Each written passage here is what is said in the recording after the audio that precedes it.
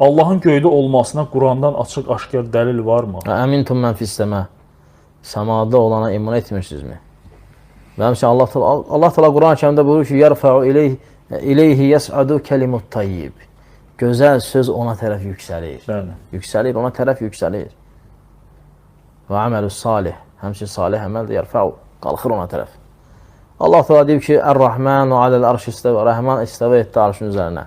İsteva alə kərfu cəri ilə gələndə mütləq ucalıqdan başqa heç nəyə dəlalət eləmir.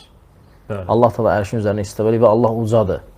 Allah hər şeydən ucadır və Allah göydə səmadadır. Necə Cariyə hədisində Peyğəmbər sallallahu əleyhi və səlləm soruşur ki, Allah hardadır? Deyir səmada. Peyğəmbər sallallahu əleyhi və səlləm demir, yox deyən, səmada yer verdin ona, məkan verdin. Ora yerləşməz Allah, Allah böyüdür. Və s. Dedi ki, Allah səmada təsdiq edir, mömin qadındır o.